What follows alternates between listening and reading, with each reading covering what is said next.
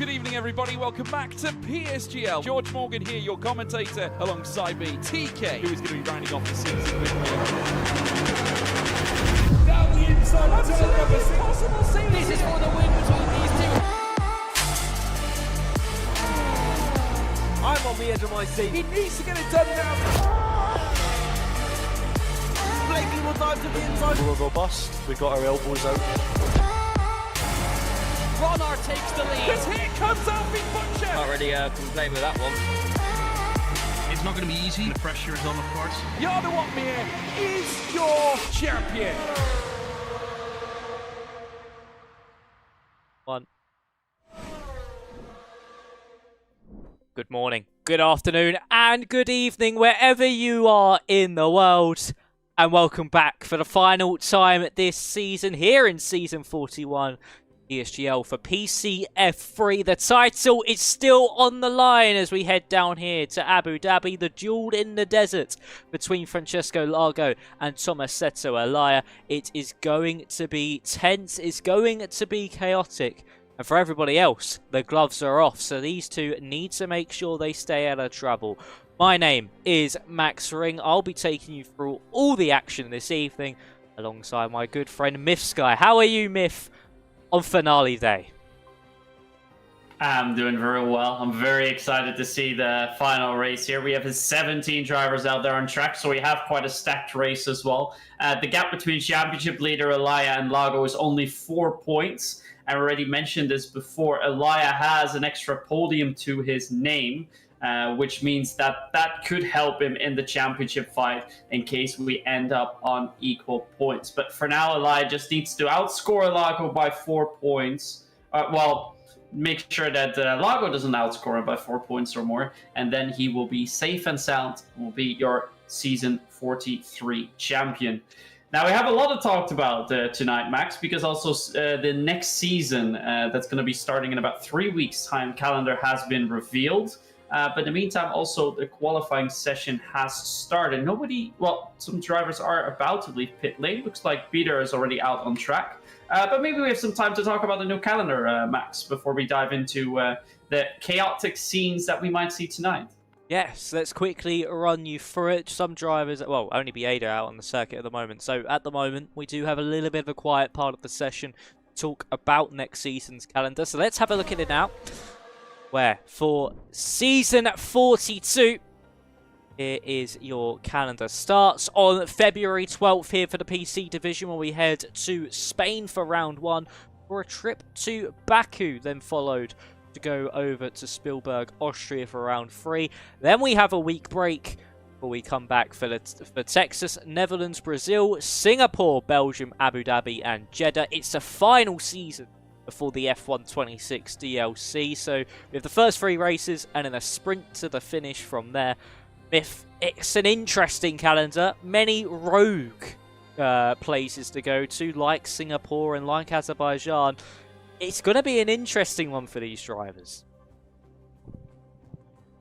Yeah, it's nice to see a couple of extra street tracks on it that has proven difficult for some drivers in the past. We start off cleanly in Spain, where I think that most of the drivers will just perfectly fine know how to drive that. Of course, we also go to the Netherlands, so that's my home Grand Prix, so I'm very excited to see that race be on the calendar too. Hopefully the drivers are quite excited about the calendar. As far as I picked what the drivers have said so far in the F3 chat, I think they're pretty content with it. The only thing that they're not too happy with is our season opener in about 3 weeks' time. As in the meantime, Zalan Bieder has started his first lap and set a first sector time of a 16.8, kicking us off tonight here at the Asmat Arena circuit. Yes, he certainly has. So let's now head trackside and see all the action unfold here in the final qualifying of the season. The final point for pole is up for grabs, and that will be a crucial point for either Francesco Largo or Tomasetto Alaya to pick up if they can. So for Zalan Bieda, of course, the first driver heading around this circuit, he's the one setting the benchmarks, 51.3 in that middle sector. Now heading through turn 9, he's going to head through 10 and 11. These two little flat-out kinks, and it's hard on the brakes while turning into 12. Easy to lock up that right front And then through 13 and 14. Easy to loop the car around. Off camber, the car always wanting to step out on you. You could see through there. Zalan Bieda just having to wrestle with the car.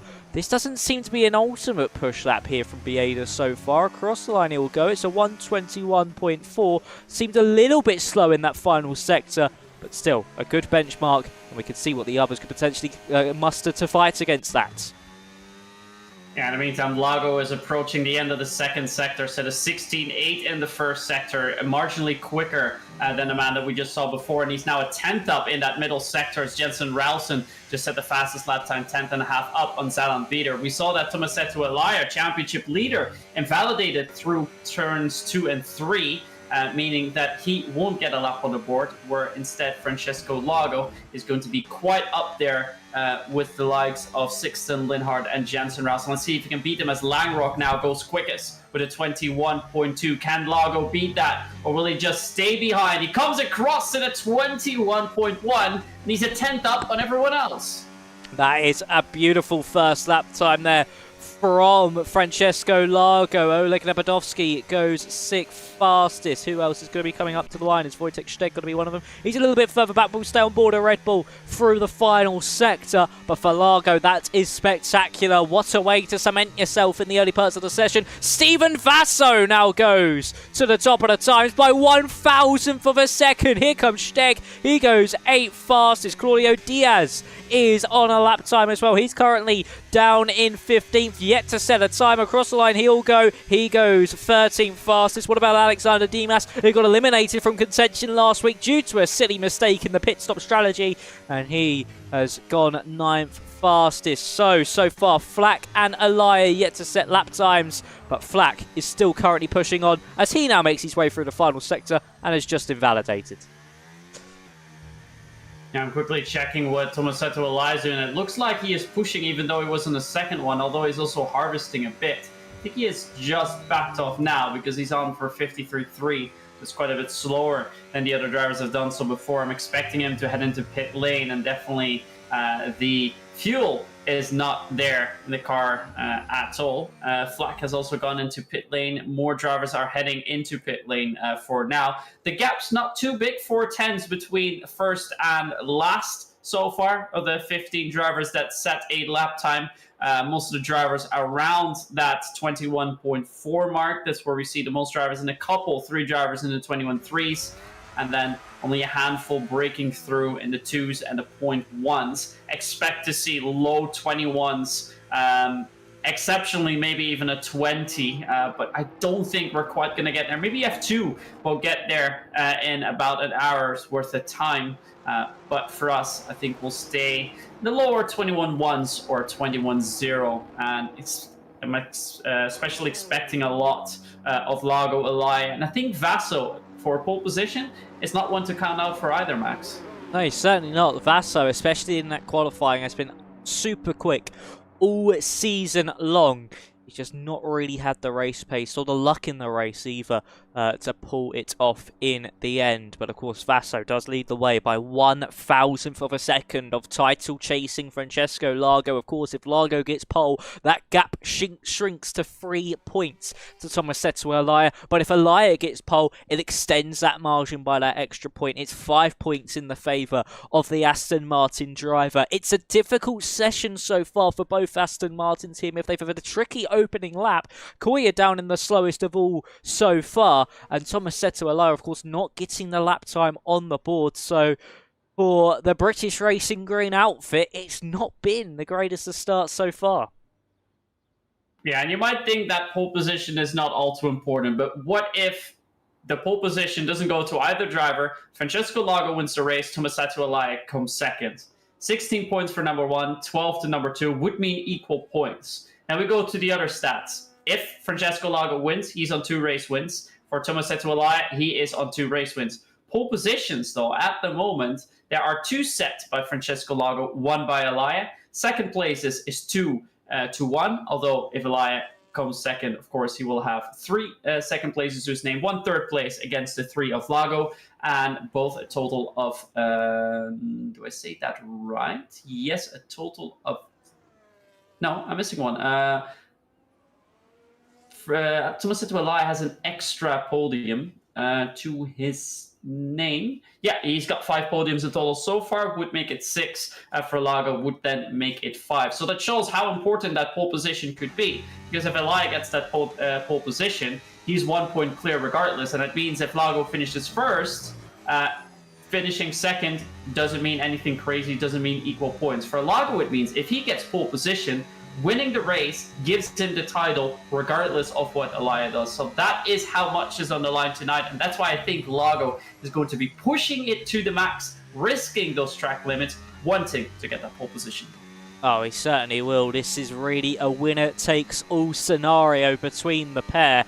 Of course, with such little points separating these positions in the field. Of course, not your usual F1 point scoring format.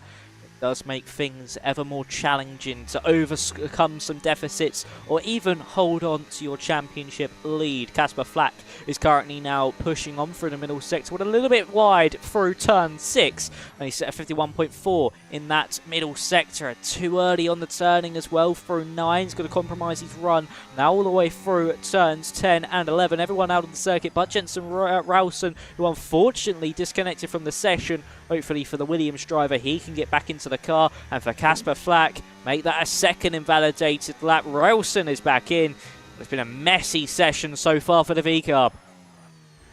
Yeah, not a great session for him indeed, invalidating in both of his runs. And he's now heading back into pit lane. Then we have Oleg Nevadovsky and Zalon Bieder currently on for a lap.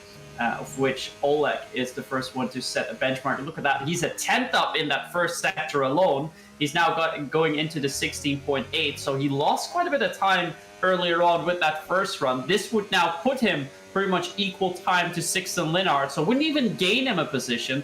That's how big that gap is between 6 and 7, but perhaps in a middle sector, he can improve ever so much more. Francesco Log, in the meantime, also on for a lap. Same goals for professional pole sitter Steven Vassell. And championship leader Tomasetto Alai is also on for run. I'll quickly see what Oleg does in that middle sector. If he improves ever so slightly more, he does improve a little bit more. That would put him into the 0.2s, close to where Langrock is. Lago is improving the first sector, but has invalidated as well. Steven Vassell can't see his lap time just yet, and Tomasetto Alai, same thing for him, but they're both on still for a lap. Yeah, they certainly are. We just switched between Largo and Elias. Saw that Largo had invalidated. And here comes Oleg Napadovsky to the line. Was there anything else in the final sector? Or is that all she wrote on this second attempt? There was more time in that final sector. It's a 21-2. Goes to the second row of the grid there for the Mercedes man. Tomasetto Alai now just hitting that middle sector split of 51-3. That's not too shabby at all. Vasso's aborted. So I think we do go on board with the championship leader, because this is one of the most crucial laps of the season, this middle point of qualifying, because it removes that pressure. If he's able to keep it clean for that final attempt, Dimas up into third, what that could have been and what potentially could have been of importance to him if it wasn't for that mistake last week. And now for Tomasetto Alai, where is this lap time going to put him? Can he break the front row? No, only 10th fastest for Tomasetto Alai, and it really is game on between the pair of Largo and Alai, as the V-Carb has a monumental upper hand at this stage. Yeah, I think the key for Tomasetto Alai is either sector 1 or 2. I couldn't see what the sector time was, but if I look at this there, it looks like a 16.9, which is, well, it's over a 10 slower. So he's losing all of his time in that first sector, because in that middle sector, he was down over a 10th on the lap time on Lago. And in the final sector, he didn't lose all too much in comparison to his main rival. So he needs to improve in that first sector. That's where his time can be gained. And if he does gain that time, I think he'll be right onto Dimas's time, if not quicker. But that last and final lap of the season needs to be spot on if he wants to be anywhere near Francesco Lago in the starting grid. Otherwise, he's going to make itself much more difficult for him if he doesn't. He certainly is. Of course, I think for Alai here, Myth, it's not about beating Largo in this session. Of course, if Largo goes to that provisional pole, he of course would love to beat him. But he still has that advantage of 3 points in the end. It's not about beating Largo in this session. It's about nearly matching him, getting around his position, being either a place or two behind or even ahead. And then for that final lap, for that final attempt, for the main race, is Vaso actually goes even quicker. A 1:21.0. That's a spectacular lap time from the McLaren. We were on board with him as he was crossing the line and pushing on. That's spectacular there from Vaso. I think Ralston is on lap. He's aborted to come into pit lane.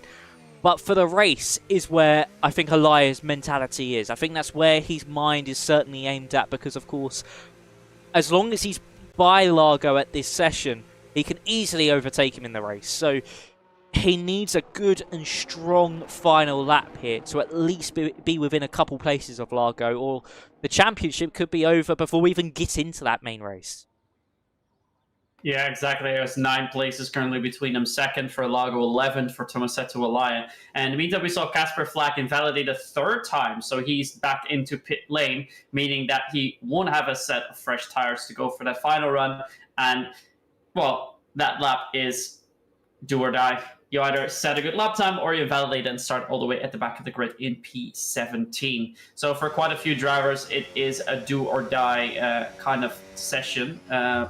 Well, remaining 3 minutes of the session, of course. For Steven Vaso, he sits quite comfortably now at the top of the timing table. Almost a 10th up on Francesco Largo, nearly a 10th and a half up on Alexander Dimas, and then the gaps do keep increasing. But look at that, 4th to 7th, 246, 250, 257, 259. That is how close it is. 13 thousandths of a second between 4 drivers. So it will be very hard for those drivers to, well, get in between there. Of course, they can still go for an improvement, and that's also going to work against Tomasetto Alaya, because those drivers are still a 10th ahead of him. He will soon be leaving pit lane. Flack is already out. Same goes for Wojtek Steg. And more drivers are now leaving the pit lane. So hopefully we can catch one of the championship leaders and championship competitors, so we can see what they do, as Largo is already out. Yes, Largo out on the track. Steg is as well. These are the final qualifying laps of the season, and this could be the most important part of the season when it comes to that championship picture. Largo and Alaya battling for the F3 title here in season 41, and at the moment Francesco Largo has got an absolute gift of an opportunity if things stay this way. But with one more attempt on the cards for both of them, this whole situation could flip on its head in around about 3 minutes time when this session ends. Wojtek Steg will get us underway here for the final qualifying of the season. He'll get us underway for the final few laps. No redos, no retries. Myth, take us away with the Red Bull. Let's move on to Wojtek Steg then, as he dives into turn 1, taking a lot of inner curb, staying a bit clean on exit, and then the fast left right-hander. This is where you need to take a lot of curb. Make sure you don't pick up track limits, but carry as much speed through. So you set a good first sector time, and he does improve by about half a tenth, but it's still fairly off of the fastest drivers out there. And then in the long hairpin, slightly overshooting his braking points. A common line that we see, they couldn't get as close to the apex as he would have liked. Then down the long straight, one of the 2 long straights that we see here, hard braking to the left-hander, picking up the speed, taking a little bit of inner curb, and then powering down. Use that battery to your advantage. DRS, of course, on as well. And now we go down that second straight. This is the sector time that matters most. He's up by almost a tenth and a half. It's a great run for him. He's on a 51.3, which would put him around a 21.2 to low 21.3. So will be enough for an improvement. Think he could get close to the likes of Diaz and Kokeni. Final sector, a little bit sloppy there on the double left-hander, but here we go then. Last 2 corners, and his final run of this season 41 will be over. He comes across the line. Steg goes to P5.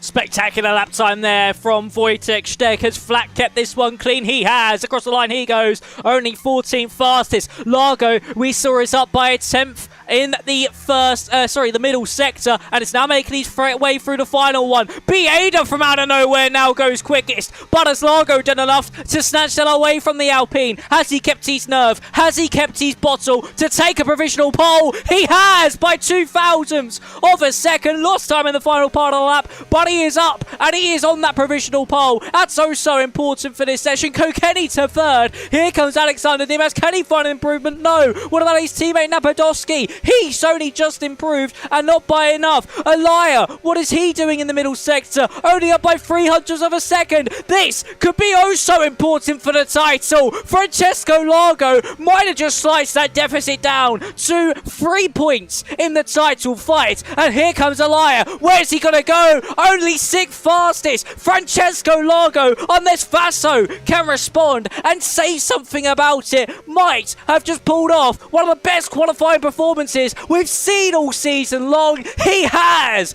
a spectacular moment here for Francesco Largo, who got the championship lead brutally taken away from him last time out in Brazil. He slices that gap down to 3 points now for the race as he takes provisional pole, and the upper hand is in the favour of the V-Carb. It's Alaya in 6th, Largo on pole, and the V-Carb, the Italian, is doing everything he must to try and take this championship. You know what the craziest thing about this is, Max? Alaya in the first sector was a 0.9. That is 2/10 almost down on what Francesco Largo did. And in the end, he's within a 10th. His lap was so good, but those first 3 corners have cost him. And that is why he is found in P6. I really thought he would not get above Oleg Napadovsky even in P9.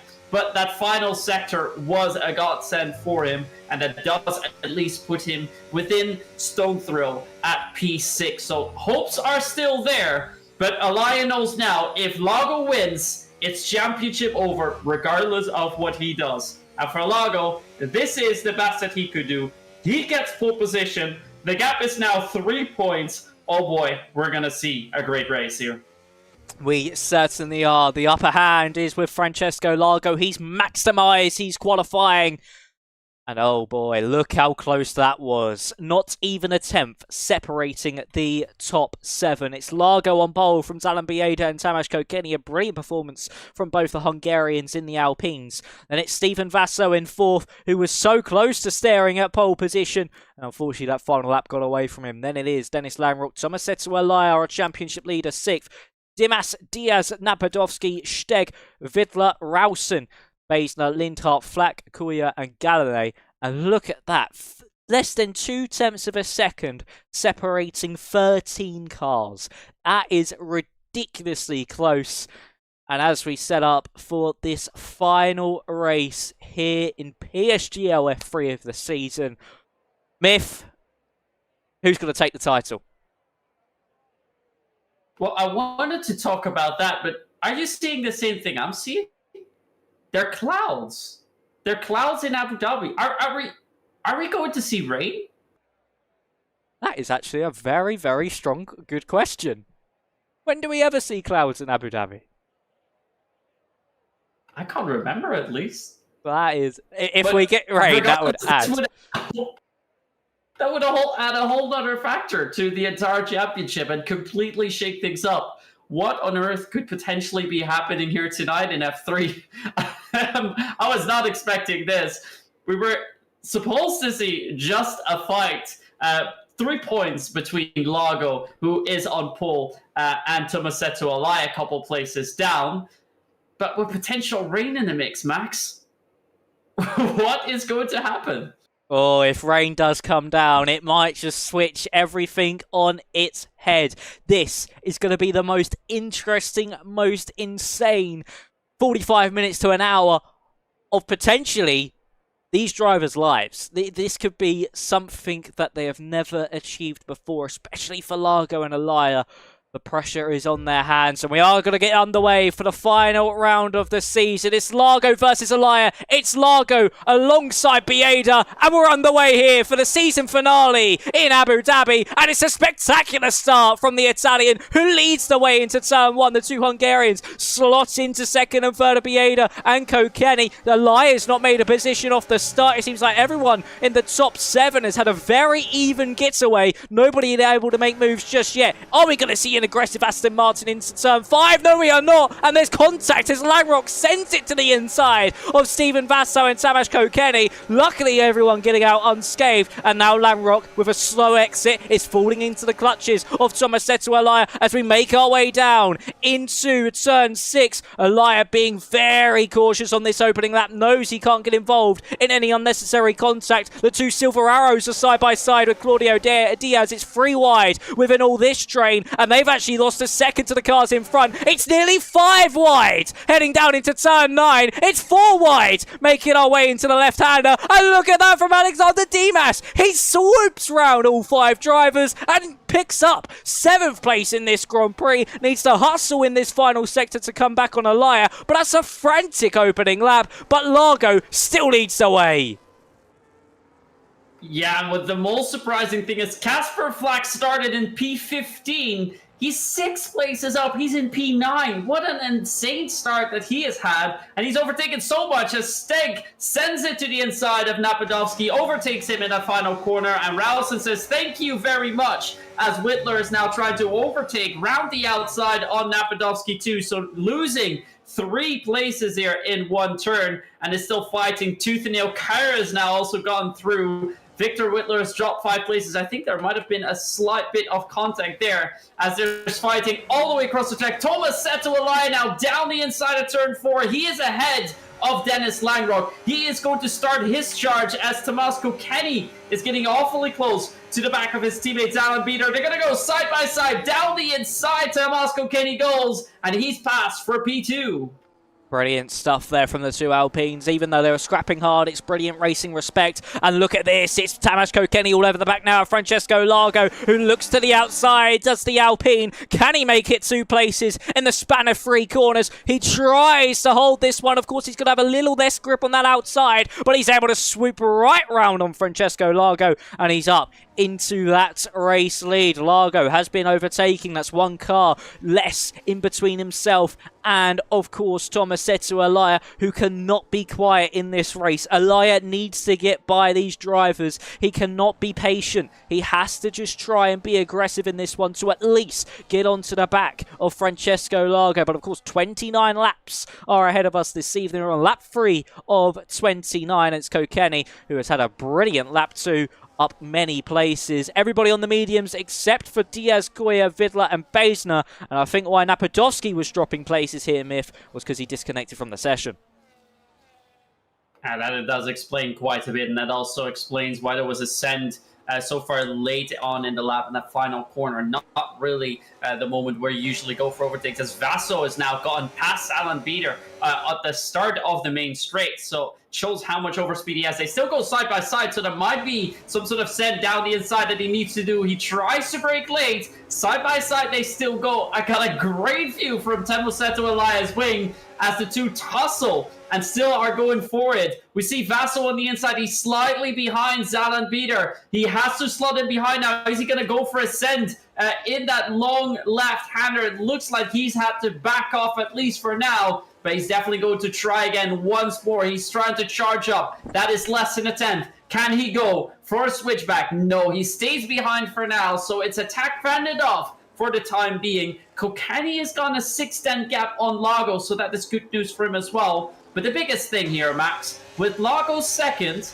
Alaya needs P3 to secure the championship, which means that even if he finishes behind Lago, he still wins the title by 1 point. But if Lago gets the race lead, that no longer works, and he will need to overtake him. He certainly will. This race is going to keep ebbing and flowing as Steg gets past Casper Flack for that 9th place. And this championship battle between Alaya and Largo will go all the way to the death. 3 points thanks to that point picked up from Largo after qualifying. Now separates that top 2 in the standings. If Largo wins here this evening, he won't need countback. He will be your champion no matter what.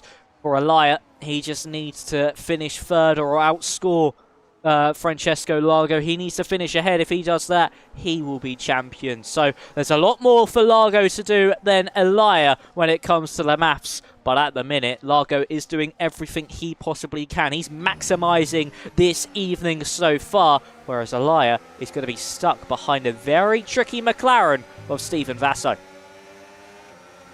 Now, let's not forget, Vasso was also quick in that qualifying session. It was just the last lap where he couldn't fully take it against the likes of Peter, Lago, and Kokeni. So it will be a tough one for Elia to overtake.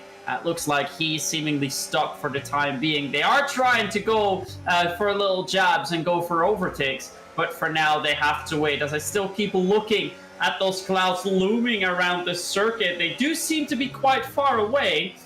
I've not heard of any notes in the Discord chat whether we're going to see rain later on or not.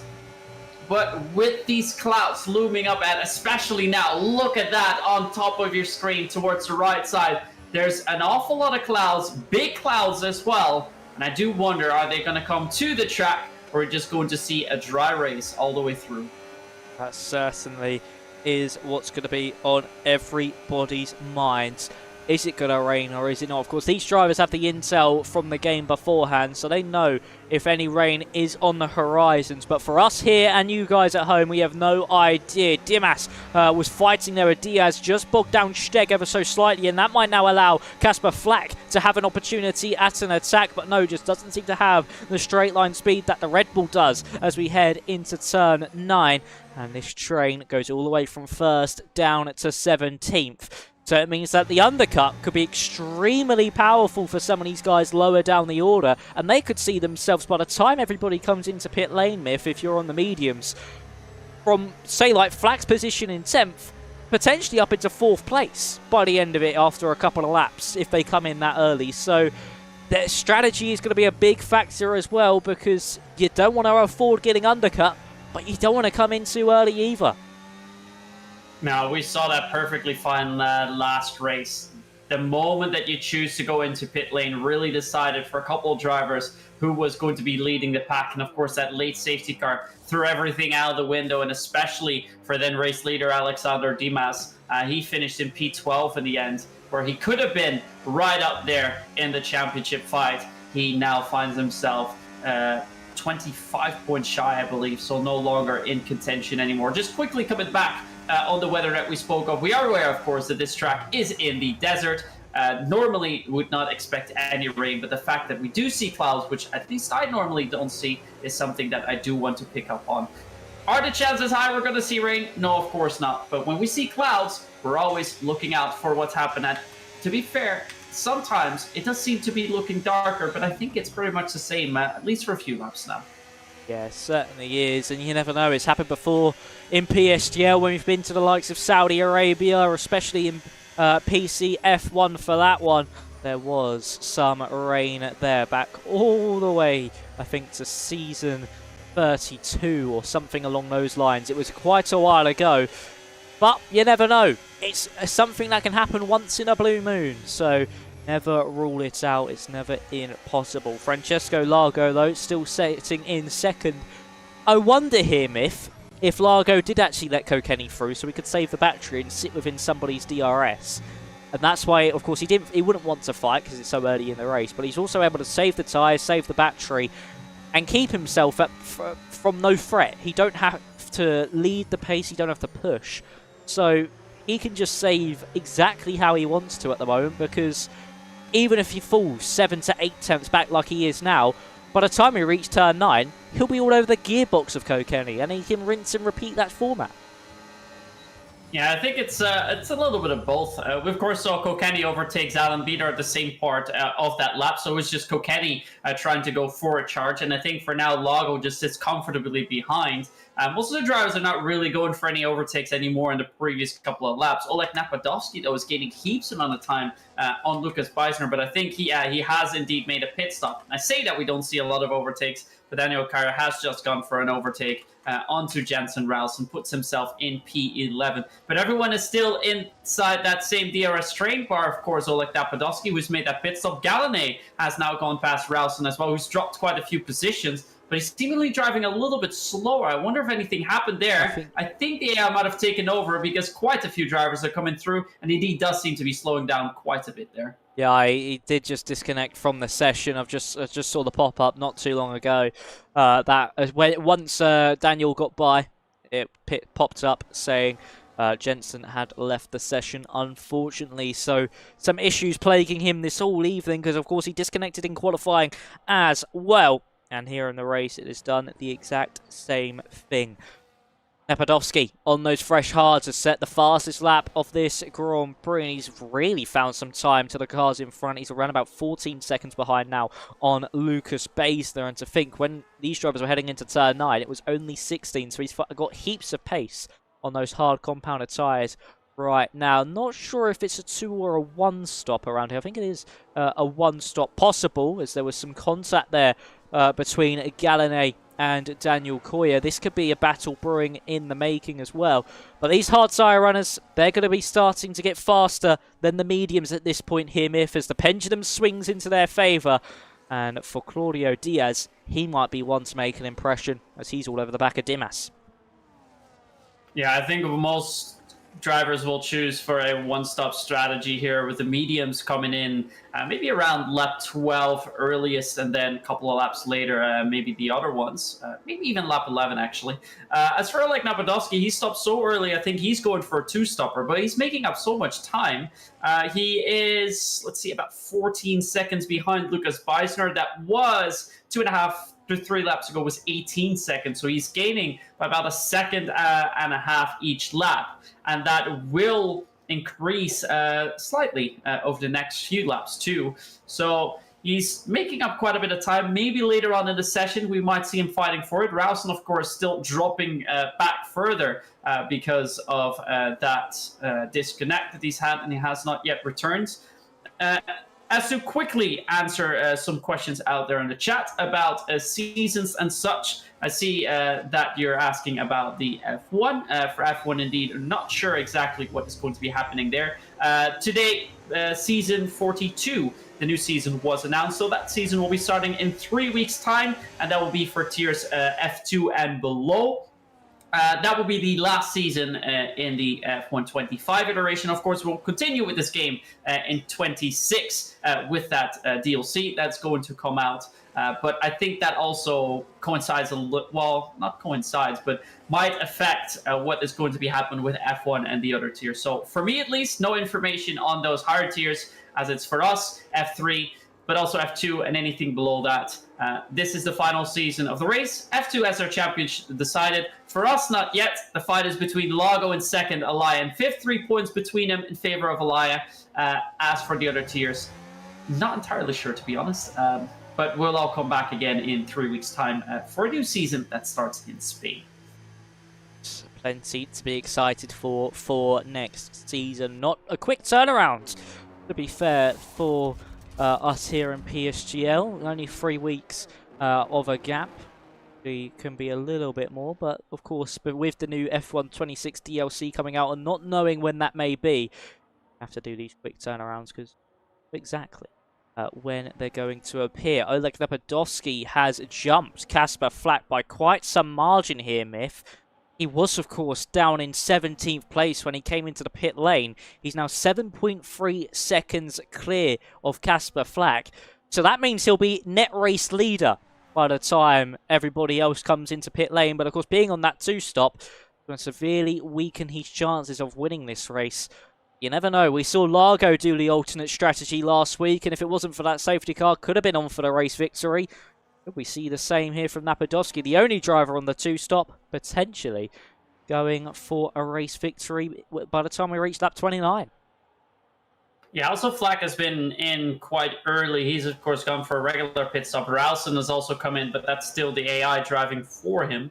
What I'm most curious about is that the gap, and a lot of drivers now coming in. Let's quickly go over to that. Beater is in, together with Vaso, Alaya, and Alexander Dimas. So championship leader now into pit lane, which means this is going to be a crucial lap for Francesco Lago, because he might see his main competitor overtake him in the pit lane. So this lap is all about pushing, then diving it into pit lane, and hopefully staying ahead if he can do so. The good thing is that he will have DRS to his ability that he can use here. We already see Kokeni pulling completely out of the way. That might make it a little bit more difficult for Francesco Lago. What does he do here? Does he stay behind? He has to stay behind, so that might cost him just a little bit of time. The other thing I was saying, though, Napadovsky, of course, is about 5 seconds ahead of Beater. I think the best thing he can do is go for an extra pit stop, but I think we have to go to P12 because behind Flack, it's very, very busy, Max. It certainly is. We saw Flack force Vaso, Tomasetto Alaya wide. That's allowed Vaso to get the jump, and he actually came out behind Tomasetto Alaya, so potentially just messed up his pit stop timing ever so slightly. But this is really hurting Tomasetto Alaya in this championship picture, and Francesco Lago's teammate is doing absolute stellar job. But of course, this is defending for position. This isn't because Flack has stayed out longer. This is because Flack is fighting for his own race, and Lago is into pit lane now alongside Kokeni. Has Casper Flack done a stellar job at defense here? A Sergio Perez 2021-esque defensive job. You can see him just holding up Tomasetto Alaya. There's some team games certainly getting involved here. Alaya will be absolutely raging inside of that Aston Martin cockpit. But for Francesco Lago, he will be gleaming with joy if he's able to stay out in front of his championship rival, and he will be by quite some margin. Alaya off the road, gets past Casper Flack, but is that an illegal overtake that the Aston Martin has just picked up? And look at that, it's around about 3 seconds separating Lago and Tomasetto Alaya.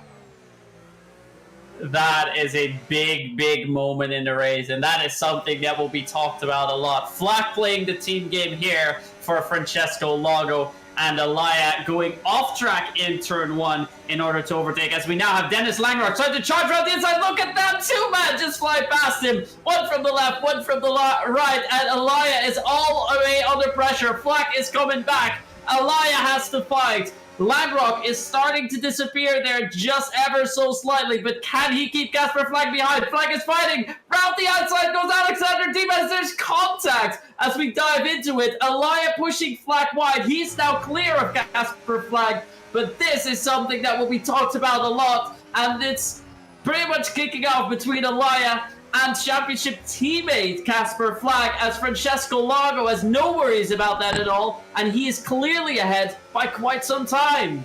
Flack has just absolutely perfected the arts, the dark arts you could say, when it comes to getting underneath Alaya's skin. Because Alaya just forced his way through there on Casper Flack, and I wouldn't be surprised if this does go Alaya's way still in the end. We do see a potential report from Flack, so this might not be over on the circuit. It might have to go to the stewards room, which is unfortunate for us here in F3 in the commentary box. But for Tomasetto Alaya, he is riled up, and he is now a very angry man inside of that Aston Martin. And he will be pushing nail for leather. He's going to be absolutely flying and incensed with rage at this point after that, because he might have just seen his championship rivals cut short thanks to his championship rivals' teammates. Yeah, the big thing here, the gap for Langrock up ahead to Vaso is now 3 seconds. The DRS that is in here, there's 2 DRS zones, just to recap on that. One from turn 5 to 6, so the first long straight, back straight, and the second, of course, the second long back straight. But in that amount of time, it's about 6/10 that Langrock lost to Steven Vaso up ahead. Vaso, of course, having that DRS, Dennis Langrock does not. He can catch up a little bit through the latter stages of the third and then the first sector. But because the gap is already quite there, it's going to be very hard for them to get to the back of Vaso, Lago, Bieder, and Kokeni. And if they don't get to the back of that, and Lago doesn't pick up a time penalty for track limits, he will be your champion due to the defensive work of Casper Flag. Yes, it certainly might have just come down to his teammate playing the ultimate team game. It was just perfectly defended as well, as there we see Lucas Baisner get past Victor Fittler for third place on the road, and currently third in that train of drivers that haven't stopped just yet. Claudio Diaz leading that absolutely perfectly at the moment. But, of course, for Francesco Largo, he's now got he can let Vaso through and potentially, well, not Langrock, because of course he's 3 seconds back and that's exactly where Elia is, but he can let Vaso through and not really have any worries left in this one. He can just sit where he is and continue on as he was. So for Francesco Largo, this has worked out absolutely beautifully for him, but of course, a long way to go. We are just reaching that halfway stage of the race. Anything can happen here in PSGL F3, and we could potentially hear Myth, the everything, flip on its head, even with another late safety car as Kokeni sets the fastest lap. Yeah, Kokeni now knows he has to push. Oleg Nepodovsky is behind. Of course, he's on much older tires. If he can stay out a little bit longer and keep Bieder behind him, that might mean that Kokeni can get a second gap towards the drivers behind him and thus create more gaps. For Langrock, this is the moment that he needs to catch up. But the gap is 3.4 seconds. It's getting bigger every single lap by about 2 to 3 tenths. And if that does keep increasing, that is going to completely ruin Tomasetto Elias' hopes for a championship. Langrock is now starting to catch up a bit. Napodowski stays ahead of Bieder. But yeah, with that DRS now coming into play, I think Napodowski might still play a factor in this. At least giving Langrock and Elia an opportunity to catch up with the back of the grid. Otherwise, I'm not sure if we're going to see that happening, Max. Neither do I. It just doesn't seem like it's going to happen because Napodowski is dropping like a stone. And we could see Largo through heading into turn 12. So, as we head through the final part of the lap, it is currently Napodowski leading Largo through this final sector. And there's no hold-up games being done here. It's Napodowski driving his own race. I think he's driving his own race here, Myth. Because, of course, Napodowski, on this alternate strategy, still has an opportunity for a potential strong result. Maybe not a race victory, but a top 5, maybe even a top 4 even. So it could still all work out into his favour. We're going to see Francesco Largo maybe make that lunge down into turn 5. And is it going to be a lunge to the inside that just catches the Mercedes napping from Francesco Largo? Or is he going to play it safe?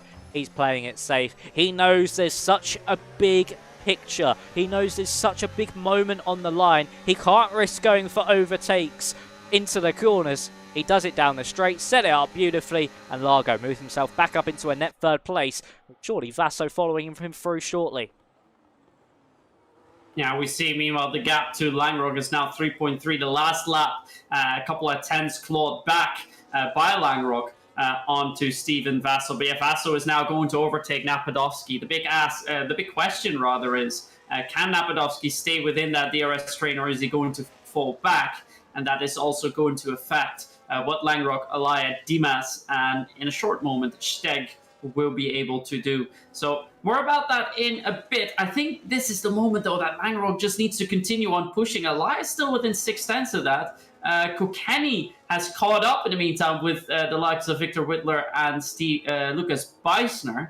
And look at that, who is ahead of Beisner? That is Daniel Keijer, which is Tomasetto Elias' teammate. Is he going to play a factor by staying out long and pull a Casper Flag? Or is he just going to drive his own race and let the drivers fend for themselves to see who takes the title here? For Largo, though, he's quite comfortable at where he is now. For Elia, he needs to gain some places, or it's done and dusted for him. Yeah, he certainly does, as Kokeni now makes his way past Victor Vidler, of course, as well. Crucially here, Myth, it's not only Daniel Keijer that potentially Largo needs to worry about. It is also a man in third place, Lucas Baisner, being part of the same esports team, Thomas Engersim, as Tomasetto Elia. He may also throw in a few helpful favours to his teammate, of course, not in the same car, but in the same organisation. And he potentially might have his way with Francesco Largo. Bieda now close to the back of Victor Vidler, as we saw Kokeni gets past Lucas Baesner rather easily. And now here comes Alan Bieda as well. It could be an Alpine 1-2 here tonight. It certainly is looking that way so far. Bieda look to the outside, no room there to just swing it through 13 and 14. He might go for a move into the final corner low against Victor Vidler as Claudio Diaz comes into pit lane. And once again, no move being made there from Bieda. This might actually leave him a threat from Francesco Largo behind.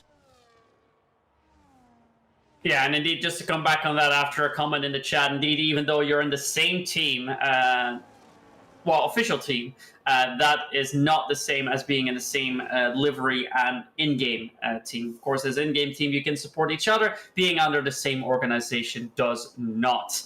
So where maybe Baesner would like to do so, doing so would result in some pretty hefty penalties. So I don't think he'll be taking the stand in that case. Of course, Kyer will have that opportunity as he is in that same Aston Martin as Tomasetto Alaya. Tomasetto Alaya, in the meantime, has overtaken Dennis Langrock, but look at the gap to Vasso. It's back to 3.3 seconds. That gap is not coming down. It's rather starting to increase a little bit. And I don't know about you, Max, but if I go on board now with Tomas Kokeni as he went into that hairpin to turn 9, it looked awfully dark. And I wonder if that's going to come into play at all, because I feel like it's getting more dark, and I was wondering if it was just the sun starting to set, or if there was anything else. It might just be the sun setting, but that was nearly some very hairy moments with Francesco Largo and Steven Vasso as they try to make their way through on Victor Vidler, as Koya's come into pit lane. Daniel Koya has come into pit lane, and that could be a big moment in this race. But look at Tomasetto Alaya. He's getting closer to the back of Francesco Largo. This isn't over yet. This is still in the hands, and Alaya is now 2 seconds behind. He's found about a second in the previous tour. Of course, Vasso has now got past Francesco Largo in navigating all that traffic, so that's crucial for Francesco Largo's championship chances. I'm not sure the exact points you get for 5th and 6th places just yet, and now here goes Francesco Largo past Lucas Baesner with the DRS. Well, that has brought Tomasetto Alaya back a little bit closer, and crucially for Vasso, he's off the DRS from Zalan Bieda in front. Kokeni looking to be on for a very nice win here, and Zalan Bieda could potentially make it an Alpine 1-2.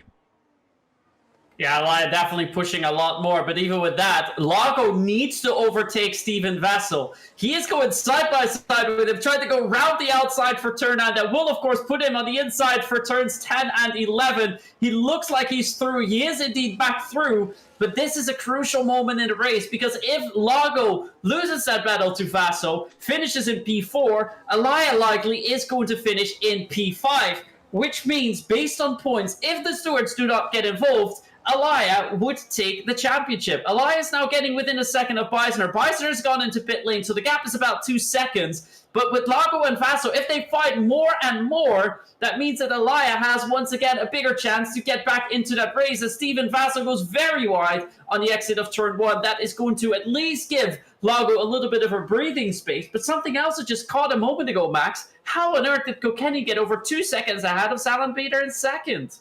It's because, of course, for Tamas Kokeni, he was able to get to that traffic first, and he caught it at the perfect time. He caught everyone he needed to get down the straights. They had no opportunity to fight back against the Alpine, and the Hungarian certainly has pulled off a flawless race so far, and this has been spectacular to see from Tamas Kokeni.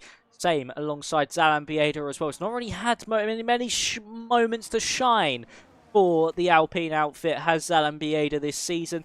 He certainly has found something now as Langrock is able to get past Tomasetto Alaya. These guys now can work together to try catch up to Steven Vasso and Francesco Largo in front. Of course, they've now caught up to the back of Zalan Bieda. So for Bieda, second place isn't all he wrote so far, and this race will still rage on for him. But for Kokeni, he can somewhat bring that pace back down, though. Maybe potentially just focus on keeping within those track limits here, Myth. He's got a healthy buffer, and he's only got a few more laps to go. Yeah, but if more fighting is going to ensue, and if Beater can't keep up the pace that the likes of Langrock and Alaya have behind, we might see them catch up. Langrock is within 1.6, 1.5 now of Steven Vasso up ahead. If they keep improving like they are now, look at that, it's 1.2 breaking into turn 4. They are getting so close to the back of Steven Vasso, and if they can keep this going, they will catch up. And suddenly Alaya might be in the same train as Francesco Lago up ahead. This is indeed far from over, but look at that. Wojtek Steg around the outside wants to make a move. Breaks awfully late. Has to stay behind now. Wants to go for the switchback, but I think he's just too far back. Alaya, meantime, has caught up. More with Langrock again, so he has the DRS open. Round the outside again, Steg goes, and Steg is past Tomasetto Alaya. He's lost 2 places now, and there's 3 cars between him and Francesco Lago. Langrock is still on 1.9. He will have to do a tremendous effort in that final sector, but he is the one that could change something here. If he can catch up with Vasso, we've got a real fight on our hands. We certainly do. This race is still in the balance for the championship. And into the pit lane. Was that Langrock into the pit lane? It is Langrock into the pit lane.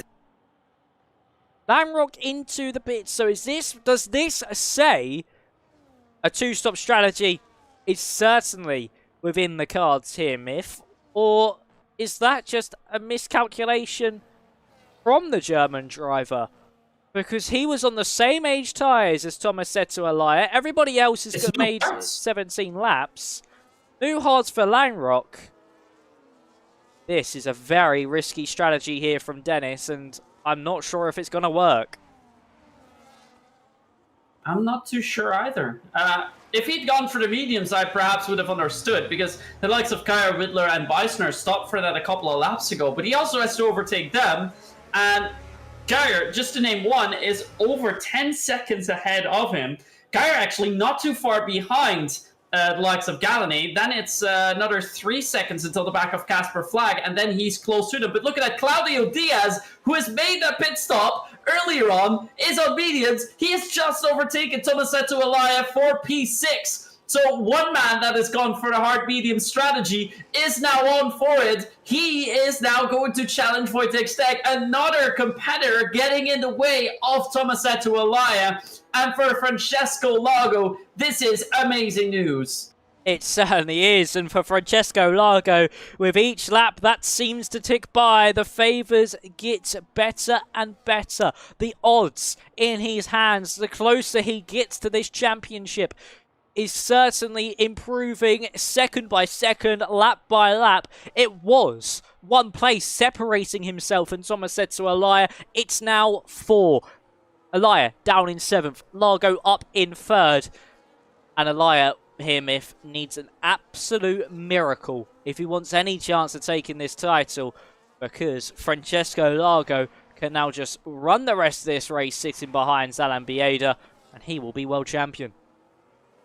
Yeah, but keep in mind, Claudio Diaz could play a huge factor in here. He is a lot quicker. He is 100% going to catch up with Steven Vasso. If Steg and Alaya can stay within a second of him, he is going to pull them towards that train up ahead. And then we have Peter all the way down to Casper Flagg in P9 in that same DRS train. So there still could be a factor that pulls them together and opens up a window for the opportunity for Alaya. The only downside for Alaya is that Steg ahead is on 2 laps younger hard tires, and of course Claudio Diaz is on the softer mediums and only 5 lap old compared to his 12 lap old hards. So that could be another factor. But look at that. Claudio Diaz is already starting to break the 1 second margin, and he has now gone within a second of Steven Vasso up ahead. Goes off track though in turn 1, has not yet picked up a time penalty for it. But look at the cars behind. Steg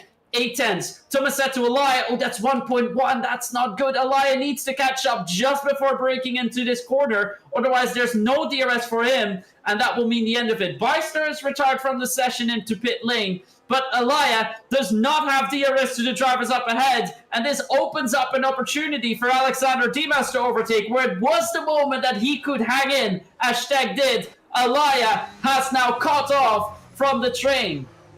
He certainly has been cut off from the train, and Tomasetto Alaya, this finale has not got into his hands at all. After a scrappy start to qualifying, he fought back on the final lap to at least get a top 6 start. Even though his championship rival was on pole, it was possible. It was certainly a good situation to be in, a lot better than he started the evening. And then he went for that undercut, and by the barest of margins got caught behind the teammate of Francesco Largo, Casper Flack, as we see his teammate actually of Daniel Koya have a squabble with 16 Lindhart. But for Tomasetto Alaya, I think the big turning point in this race here, if the big moment in the championship, was that amazing defensive driving from Casper Flack. Yeah, Casper Flack playing a crucial decision here in that championship fight, at least for the final race. Now, Elias starting to pick up a little bit again. Don't forget, Claudio Diaz is still in it. He is going to go around the inside. He's now gone past Vaso. If he can overtake Lago as well, Lago stays 4th, and Elias somehow catches up with Stack and overtakes him, then all of a sudden there's only one car between them, and now we're going to be also close on points, meaning that Elia has a chance once more. But yeah, look at that. That straight is so detrimental to him. The gap is now up to 2 seconds. He is going to lose more and more time because of that DRS straight up ahead. So as it stands now, even if Diaz overtakes Lago, it should not matter for him. Maybe only if both Vaso and Steg can do the same. But for that, Lago needs to make a mistake. Yeah, he certainly does, of course. Even if it finishes with Elia in 6th and Largo in 4th on countback, Largo will take the title, of course, within having that one extra race. Actually, no, it will be Elia who takes the title thanks to having that one extra race victory. He needs something dire to happen here to Francesco Largo. That's his only hope. I don't see Vaso or Steg being able to overtake, especially with how far they've dropped off after being overtaken by Claudio Diaz. And with 4 laps to go in this Grand Prix, Tomasetto Alaya, I think the title is slipping further and further away from his hands. And by the time we reach lap 27, well, once we cross that line, should I say, it certainly will be. The championship has slipped away from his hands unless the unthinkable happens to Francesco Largo.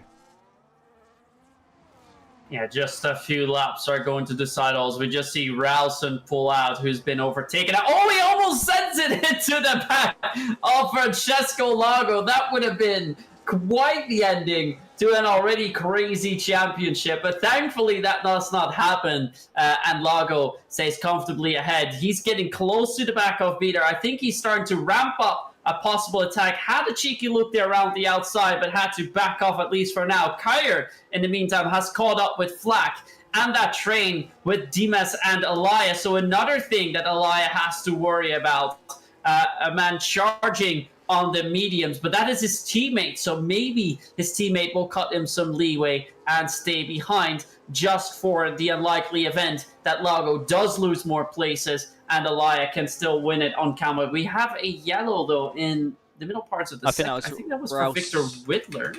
I think it was Ralston's AI. Oh, it's Ralston's AI. Yeah, I think he was just getting out the way of, well, he's AI, should I say, getting out the way of all the drivers. So he's made, well, the AI's made sure there is no contact made. And for Claudio Diaz, he's really close up to the back of Francesco Largo here. Could he potentially go for an attack on the V-car? Koya is able to get past Alexander Dimas, so he's now the car behind his teammate. So there's 2 battles to go on and watch here between 2 people in the championship fight. You've got Diaz versus, of course, Largo, and then Elia versus Koya, his teammate. I think Daniel might just sit behind. And we also see Dennis Lamrock getting past Victor Vidler. Lanrock has got the strategy wrong here today. It's a bit like Dimas, a late pit stop where potentially you're expecting more people to come in here, Myth, and it's not worked in your favour. A kick Sauber driver potentially looking at not even scoring a point this evening. Yeah, I think maybe with the mediums there would have been a slight hope that he could get back to it, but they would have also had to overtake Kyer and Diaz. Of course, Diaz, who's much further ahead, and Kyer, that's already quite the stretch to still go for an overtake on. Further up ahead, Claudio Diaz is still keeping it very close with Francesco Lago. Might try and mount an overtake on that long back straight, but the same can be said about Daniel Kyer, who's starting to get closer to Elia as well. The gap between Steg and Elia is 2.5 seconds. Unless something happens, that is not going to change. So realistically, the only thing that can still hurt Francesco Lago is a track limit violation and penalty, because a 3-second time penalty now would mean that he finishes behind Steg, just one place ahead of Elia, and if the stewards do not get involved, that means championship to Elia. That's the only thing I think that Elia can still hope for. Otherwise, it will be Francesco Lago taking the title here, unless, of course, there's also an incident between Lago and Diaz, but I don't think that would happen at all, Max. No, I don't think so either, and at the moment we're looking at the final lap and a half of the season. And once we cross that start-finish line, it could be the champions lap for Francesco Lago. Vaso versus Wojtek Steg is raging on a little bit in the background. Nothing really being made there from Steg. He tried an overtake, but it was not good enough to be able to get by on the McLaren driver. He's got a lot more pace than the Ukrainian thus far, but at the moment not able to utilise it. And just look how close Diaz has been able to get over the course of these final few corners of the circuit, but just cannot capitalise when he needs it the most. That's a lunge to the inside of the man looking at the title, and Lago surely was like, as soon as he saw the move, go through, sir. You take the position. I do not care. I'm still going to be champion at this point anyway. And this is now the champion's lap from Francesco Lago. The title is well and truly wrapped up, unless something drastic happened on this final lap. And for Francesco Lago, this evening has screamed of maximising your opportunity. When the championship was on the line between himself and Elia, he has certainly stepped up to the occasion. He's now all over the back of Claudio Diaz. He wants to scrap on this final lap. He wants to show why he's a champion. Look for the move, went into the back of the Ferrari driver. It also this evening has come down to teamwork as well, as Steg able to get past on Steven Vaso. A spectacular move there from Wojtek Steg on the inside of 7, able to get that done. Can Lago be able to get back up into that third place? Yes, he can. He wants to finish this race on the podium and make sure he finishes the season on a high. And for Francesco Lago, making his way now into the final sector. He got helped by his teammate of Casper Flack. Diaz back now down the inside, and he's gonna try and hold this one around the outside. Won't be able to get the move done there. Francesco Lago, you've got a few more corners before you can celebrate this championship victory. And now heading through the final corner. It's been a heavyweight sluggerfest for 10 rounds in this season, and it's going to be Lago who reigns supreme. He wins the season 41 championship here in PSGL F3. He is your champion of the world. And Francesco Lago, take a bow. When you talk about stepping up to the occasion, look at this man right here. He came into this evening behind. Elia had the match points, but Lago fought back valiantly, and he takes the title. Great work by Francesco Lago. Must have been absolutely sweating in that final lap with Claudio Diaz trying everything to get ahead of him. Almost getting into contact with Lago too, but they kept it clean. And for Lago, it's yet another podium, his third place of the season, his 5th podium of the season, after also getting 3 pole positions throughout the season. But those stats are not going to matter. The main stat that matters is that he is the one that collected the most points and is just champion of PCF3 here in Season 41, beating Tomasetto Elia in that final race on points. But that was a close one. It certainly was. Lago is your champion, and this evening was all down to just everything going right, and it did. The teamwork, everything, the team play. Largo being absolutely on it in qualifying. Yes, he may not have converted for that pole position, but he would not care. Your finishing order of this evening's race was Kokeni from Bieda. It was an Alpine and Hungarian 1-2. Then it's Largo, Steg, Vasso, Diaz, Alaya, who unbearably and crucially falls short at the final hurdle. There's Koya, Napadovsky, Dimas, and I could not get the rest of the order. But let's head back to Minor Myths. Gorgeous faces for one last time of the season. Oh, just what an evening it has been. And for Francesco Largo, I think we didn't rule him out, but he came into this one as an underdog. Everybody had eyes on Tomasetto Alaya to take the title, to just capitalise on the run of form he's been on, of course winning last time out as well. And he just was not able to cope with the pressure, and he just was never on it from the get-go, was he? Oh, I definitely don't think so. But another thing that I quickly want to point out, because we do have a new man third in the standings, entering there and of course finishing there. That is Tomas Kokeni. In the last 3 races, he's been first with pole position, a 3rd place last week out, and now yet another race win. So he's been on great form.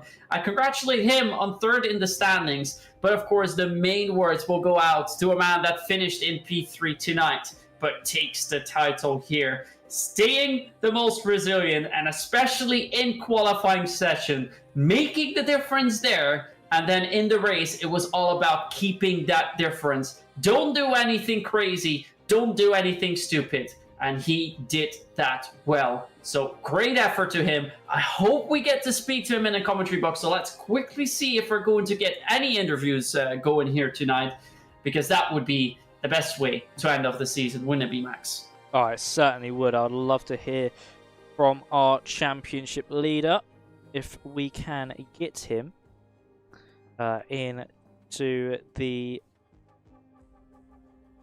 call. It would like to share his thoughts on the season. We've not heard from Largo, I don't think, all season long, so it would be nice if he can just spare a few moments. And he is in the waiting room. We are going to hear from Francesco Largo, ladies and gentlemen, your champion. This is what we've been waiting for here in the commentary box since the chicken flag has fallen. So, Myth, shall we take it away with our Season 41 Drivers' Champion? And surely we'll be looking at a move to F2 next season. Yes, indeed. Before we do, though, for everyone who is currently still watching here with us, make sure if you have any questions for Largo to drop those in the chat. We'll see if we can pick those up as well. But I think now, Max, is the moment supreme. Let's move in, Largo, and kick off the interviews. Let's bring Largo in. There we go. Hello, Francesco. Can you hear us? Yeah, I can. Well, congratulations on the title and the 3rd place this evening. Just talk us through the emotions right now. How are you feeling? I'm kind of sweaty because it was a very nerve-wracking race, especially at the end when Claudio went a bit rogue. I was already savoring the win, and then here he comes with the new mediums, but still, I managed to overtake. It's fine. Yeah, he certainly was able to just put you under a little bit of pressure there near the end. Just how difficult was that to deal with, especially with all the pressure of it being the final lap? If anything goes wrong, the championship's all over. Was it a little bit scary on that final tour? Yeah, it was. I was not confident in him not touching me and spinning me around, because that usually happens when you go around the outside there, but it was pretty clean. So it was a good fight. Yeah, I was really nervous, especially last lap in quali, because I had a great banker, and then second run I just bottled last turn 1. So I was kind of nervous because I knew I had to start at least top 5, but then the pole was even better because I had 1 more point and I could kind of play a bit more with the points. Yeah. Yeah, it certainly opened your opportunity into the evening. Just What was your mindset coming into this evening? Was it just try and maximise everything possible, or was it just see how it goes and put no pressure on yourself? Now, the mindset was to win, because if I won from pole, it wouldn't have mattered what Eli had done. So I was like, yeah, let's go out and try and win. I didn't manage to do that, but then when I saw him P6, P7, he had a couple of incidents, so he could also get a couple pens. I wasn't gonna risk it. And yeah, I didn't want to risk a puncture as well. Then when we caught the back markers, my chance for P2 slipped a bit away because I lost to Vaso and then I had to overtake, burn my tires. But still, my mentality was to try and win, even if it's not my best track. So I'm really happy about the pole, especially because it took some peaking in the last run, I reckon. Certainly did. Lots of bottle as well, especially with the position in the title fight you were in. And of course this race also had a lot of teamwork aspects involved in it as well. Of course, Casper Flack was a big reason, I feel like, on why Elia wasn't as close to you as he was when you exited the pit lane. Did you know Casper was going to do that, or was that something you found out a little bit later on into the race? I didn't know, but I'm extremely thankful because that made it really a lot easier. I didn't have to get P2 anymore. I could just settle for P3, and seeing how the race evolved, I'm really grateful for what he did. He's a really nice guy, so yeah, thanks to Casper. A really nice moment there from Casper, especially with him not telling you about it. He really was able to hold off Thomas Seto quite well. And of course, last one from me before I hand it over to Myth for some questions for you. Of course, next season's calendar's been announced. Surely you'll make the step up to F2 as well. What are your goals? What are your aspirations for next season? Well, we'll see how the grid is before, because I reckon Luca's not going to drive. Probably some other drivers are not going to drive, so I'll see how the grid is. But I think if I improve a bit of pace, maybe in quality in the race, a bit of management, I can actually fight up ahead, get a couple podiums, I reckon. And a win would be really nice, but that would take some really good pace and some luck, perhaps.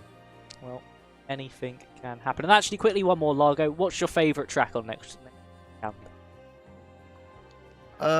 I think I'm really decent at Spain. I didn't show it on this season because I changed rim just before the race. I wasn't really comfortable, so I didn't get a great result. But I reckon Spain and Spa are probably the two best tracks for me in terms of pace, especially in quali. I'm pretty fast there, so I could actually be competitive. Well, it could be a good way to start off your 42. But over to you, Myth. Any questions from yourself and also the chat? No questions from the chat so far. As for me, first of all, of course, Francesco Lago, congratulations on your title here in season 41. More and more deserved, seeing your performance all the way throughout the season. But what I am curious about is which of these 10 races that you drove out of the 11 was the most exciting for you and why? The most exciting race, I mean, Mexico wasn't really exciting because I just saved the whole race and then overtook on the last lap. So I reckon in terms of excitement, could be this one, could be Monaco, where I made a lot of moves. Even tonight I had to make a couple moves around the outside, so it was pretty hectic. So I'd say this race, Monaco, yeah, that's about it. All good, all good. Well, they're in the chat, they're still wondering if you really didn't know about Casper's strat. You already answered that question, but just to confirm, you really didn't know he was going to do that. Yeah, Joe Murphy is just hating in chat. He was in BC with me, so he knows I didn't know. Fair enough. Well then, before I put it back to Max, I think it's always nice to give our championship winners a chance to say something in their own language to the world out there. So I'll give the word to you and speak freely. Okay. I don't even know what to say. I'll just say andiamo, which means let's go in English. Really happy. That's it. All right. Thank you so much, Max. Back to you. Yeah, well, congratulations, Francesco. It's been a spectacular season from you. You have been so consistent throughout. I think you're one of the only drivers this to finish every race without dropping a point. Of course, the only race you didn't finish was the one you didn't even contest in. So every race you turn up to, you scored points. So yeah, congratulations on that as well, and good luck for next season. And well done on the championship. Go and enjoy it. Thank you, guys. Have a good night. Too. Well, that was Francesco Largo telling us all about his season, all about this evening. It has been one spectacular season here, Myth. Of course, I'll show you the calendar again in a few moments' time for season 42. But Myth, I'm going to ask you a question. I'm going to give you a small interview. What was your favourite race of the season? Oh, that's a tough one. What was good? Well, we've had a couple of good races. To be fair, I think last week in Brazil, with all the chaos that ensued in the last couple of laps, the safety car, the incident, the pit stop from Dimas that put him out of contention, I think that was by far the craziest one, and the one I enjoyed the most. So I think I have to go for Brazil. What about you? I can't lie, you have taken the words straight out of my mouth. For me, it was Brazil. Brazil was an absolutely fantastic race. You could maybe put an argument in as well for the likes of even Texas. Even though we had Somerset-to-Elia run away with that, it was still a very hectic race after that one. Even the opening round in Australia, we got off to a magnificent start. That was also quite a spectacular one to watch as well. But yeah, it's just been an amazing season. Even Monaco, for you, Myth, when you did that solo, that was still just as hectic. And as Largo said, he made a few moves there. That helped with this championship battle, and that's the thing as well. When you're coming into a season, or even when you're mid-season, an 8th place finish, a 7th place finish, you don't know how much importance that has to a championship challenge. Because if you don't make that one overtake, that could be the one singular point that takes you away from the championship come that final round. Yeah, exactly. And I just remembered, of course, let's not forget about Mexico, the coming together of the two Ferrari men that shaped the story of that race. Of course, that race that Francesco Largo also won, the only race that he won this season. So another race as definitely worth keeping in mind for seasons to come. But we can now start preparing for next season. Of course, F2 and F4 are still out there on stream. For F2, the title has been decided already. For F4, I'm not 100% sure, but I don't think it has been yet. Let me quickly check. No, it's a three-way fight, I think, at the top. I think only 5 points separate the top 3. You're right. Very interesting battle they've got over there between Nathan Richards and Tyan on that one. I think they'll probably just be starting their race if you want to hop over there now or shortly. But before we wrap things up, we'll quickly do a quick shameless ad for one last time this season, where we look at sim racing setups. Make sure you check them out.